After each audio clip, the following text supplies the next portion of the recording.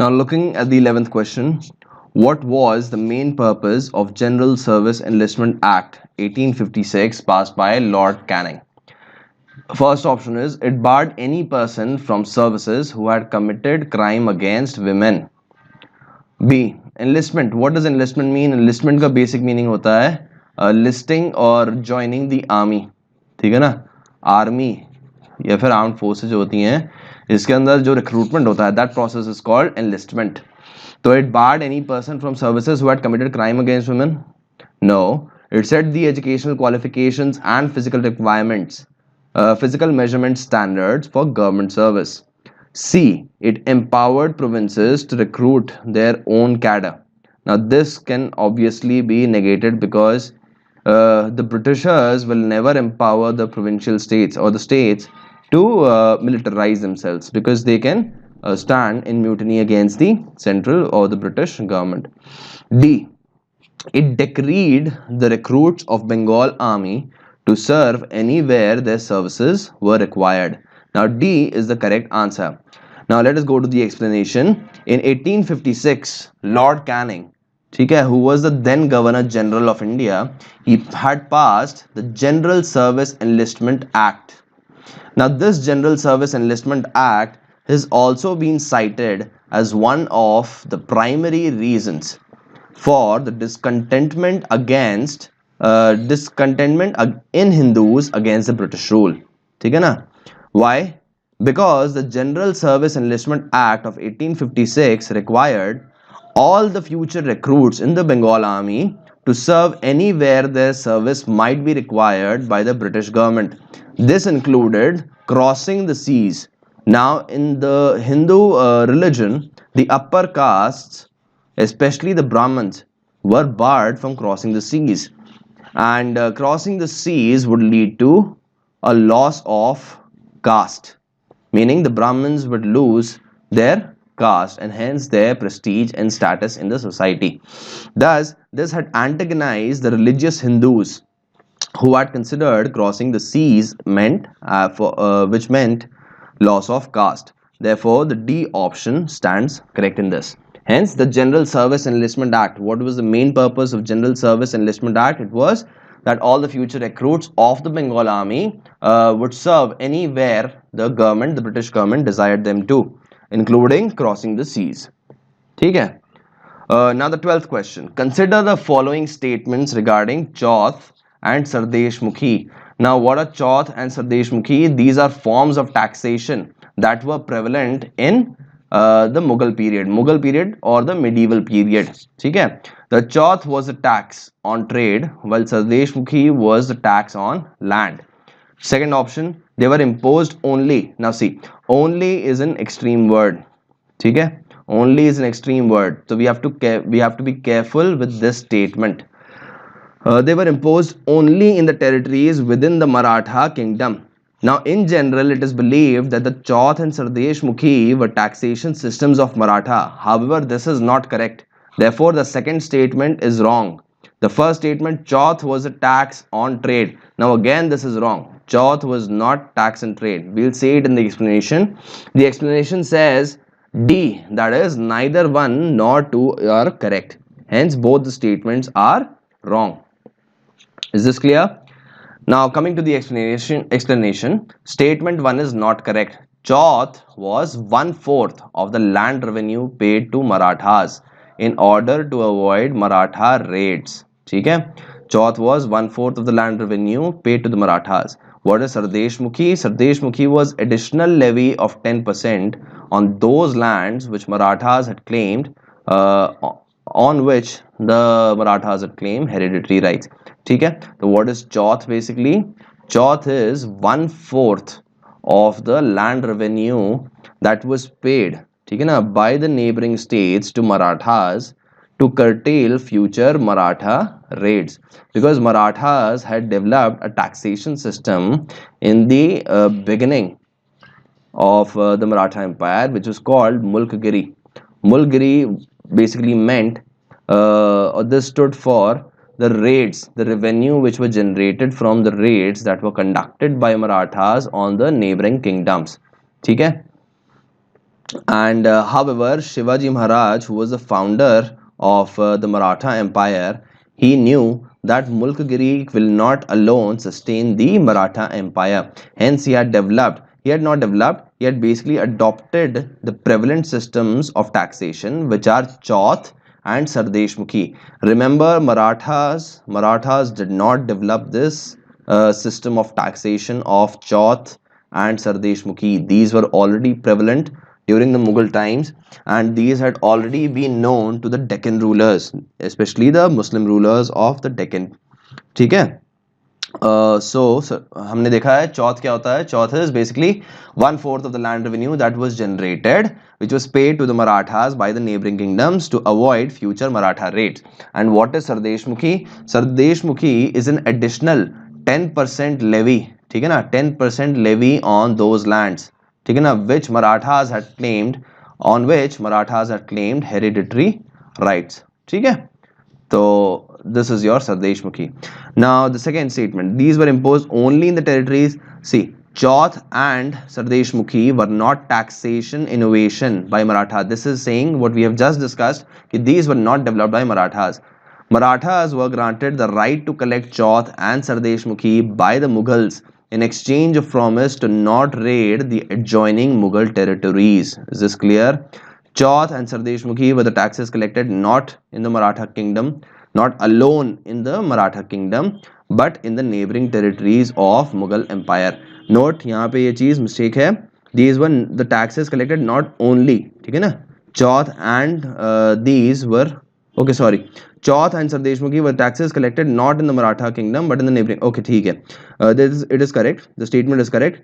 The statement is saying that the Chauth and the Sardeshmukhi were collected by the Marathas not from their own lands, but they were basically levied on the neighboring kingdoms or the neighboring territories of Mughal Empire or the Deccan Sultanates. ठीक है? Is this clear? Now coming to the 13th question.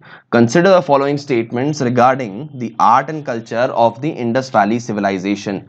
It is the first known urban culture of India. Now this is a true statement. We know that the oldest urban civilization was the Indus Valley civilization. ठीक है? Second, trade was the main occupation of Harappans. Now this is wrong. ठीक है? We'll see in detail in the explanation. Second is wrong. See, now when we have decreed the second statement to be wrong, let us go to the option. Which options as to should be eliminated? The question is asking which of the above statements are correct. So we can cut out C option, we can cut out D option as well. ठीक है? Now we are left with A and B only. Now let us move to the third statement. Numerous seals carrying the images of one-horned rhinoceros known as the unicorn were used. Now this is true. We know there were various seals which were used during the Harappan or the Indus Valley civilization times. ठीक है? So third statement is correct. Hence the correct answer should be B. Now let us look in details the explanation of each statement. The first statement. Statement 1 is correct. The culture associated with the Harappan civilization is the first known urban culture in India. The Harappans had built the earliest cities complete with town planning, sanitation, drainage system, broad well-laid roads.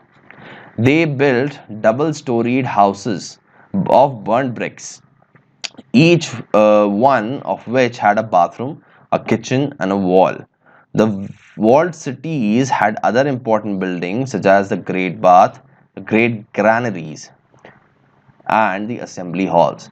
ठीक है? Now we know why the IVC, that is the Indus Valley civilization, is called the oldest urban culture of India. Why? Because they had proper town planning and they had proper drainage systems. Moreover, the roads were well laid in the pattern of rectangular grids. You had houses aligned with the roads on the sides. You had proper drainage system. You had numerous storage houses such as your granaries. You had proper great bath and assembly halls. So these all symbolize the urban nature of the Indus Valley civilization. ठीक है? Now the second statement says trade was the main occupation. Now Trade, not trade, but agriculture. It was agriculture which was the mainstay or the main occupation of the Harappans who were living in rural areas. Those living in the cities carried on internal and external trade and developed contacts with other civilizations such as Mesopotamia. They were excellent potters.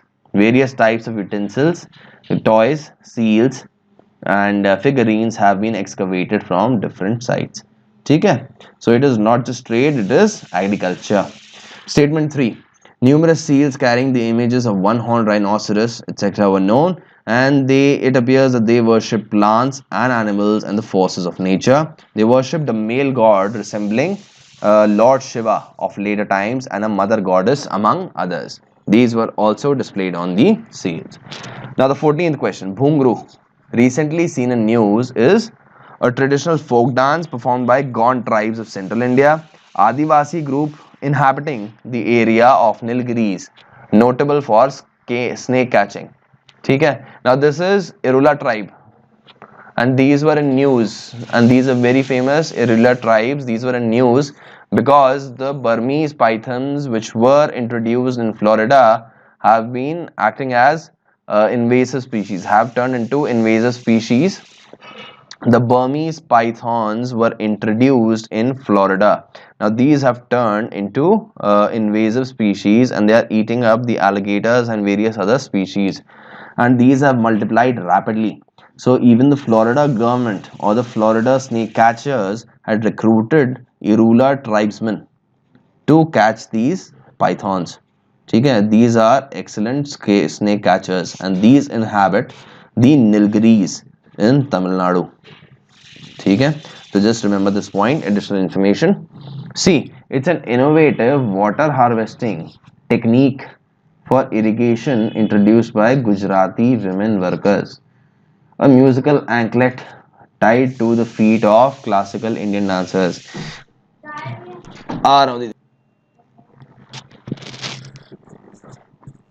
So, the D option. Now, the D option seems probable to the unattentive eye, because a music anklet tied to this is called your ghungru. Those who speak Hindi or who are familiar with Hindi would be aware of this term ghungru, which is tied by dancers, especially the female dancers, in their ankles, around their ankles, and this is done by classical Indian dancers. However, the answer here is C and not D. Okay? Now let us go to the explanation. What is bhungru? Bhungru, it means, the meaning of bhungru is basically straw in Gujarati. What is this? It's a water management system. Okay? It's a water management system that injects and stores excess rainfall underground and lifts it out for use in dry spells. Now we know Gujarat is basically a semi-arid state. It's a semi-arid state, and there are usually dry spells which are experienced in Gujarat. So what has been done is a water management system has been developed by the local women over there, by the local Gujarati women, and what they do is, in a catchment area, they find out a catchment area where the rainfall will be fine, and they drill a hole of certain diameter, and they drill a pipe over there. अब इसमें क्या होता है, they will find the lowest point in the entire catchment area, so that water will naturally run into this pipe. Whatever water is collected during the times of excess rainfall, it will automatically drain into this pipe, and it will be connected in the ground aquifers. What are aquifers? Aquifers are basically storage places for water. So the water will be stored over there, and this water during the dry spells can be extracted out and used by the population. So why it is in news? It is in news because this bhungru practice had been in use in Gujarat since 2002. However, recently it is being adopted by Tamil Nadu for what? Horticulture crops. The high salinity of soil in arid regions of Gujarat creates an impermeable layer, leading to waterlogging, and the standing water again increases the salinity of the soil. See, what it is saying is the high salinity Gujarat soil, the soil of Gujarat is high in salinity. ठीक है, Gujarat soil is high in salinity. What this does is, because of salinity, the soil basically turns impermeable, right? Impermeable का मतलब क्या हुआ? Water basically cannot permeate this layer. Permeate का मतलब उसके through नहीं जा सकता into the groundwater aquifers. Therefore, the groundwater is basically very less. ठीक है, it is not recharged. And what this leads to is, it leads to water logging, which further leads to increase in salinity of the soil. Now what Bhungru does is, Bhungru helps in draining the soil into the groundwater aquifers. How? जैसा हमने अभी discuss किया है, it finds the lowest point of the catchment area and all the water will drain into this pipe and it will recharge the groundwater aquifers instead of getting collected in this area and leading to water logging, which will ultimately result in increase in salinity of the soil. ठीक है, so this is how it helps. And what happens is, during monsoons, where are we? During monsoons, the excess water drains on the pipe, gets filtered, flows down to the natural aquifers deep below the soil, where it can stay until it is needed during the dry season. Thus, farmers can grow 2 crops in a year. Monsoons में क्या होगा? Farmers can grow crops because their land is not too wet. Dry seasons में what happens is, winter summer में they use pumps to draw up the stored water and irrigate their land. ठीक है, so I hope this is entirely clear to you. So Bhungru is basically what? It is a water management system developed by Gujarati women farmers, and it is a news because it has recently been adopted by Tamil Nadu for the horticulture crops. Now let us come to the 15th question. In the Joseph Shine versus Union of India judgment recently, the Supreme Court struck down Section 497 of the IPC. ठीक है, this judgment deals with, now in general, questions pertaining to cases haven't been asked in UPSC in recent years, but because UPSC is unpredictable, so we must be prepared for every situation. ठीक है, so now section 497 was in news recently, and it is a prominent news. Section 497 deals with what? It deals with adultery. Homosexuality के लिए क्या है? Homosexuality के लिए 377 section है IPC का. ठीक है, immediate arrest in atrocities, all these stand cancelled. The answer is B. Let us look in details. Section 497 says of IPC. IPC is what? Indian Penal Code. This was developed in 1870. ठीक है ना?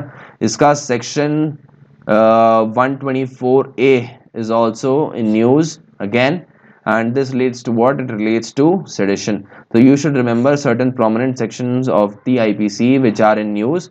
Not only can they figure in the prelims, they can also be put down in your mains. ठीक है ना? Mains के answers में आप इनको लिख सकते हो, which will lead to enrichment of your answer, and therefore it will increase the number of marks. ठीक है? So what does section 497 of the IPC say?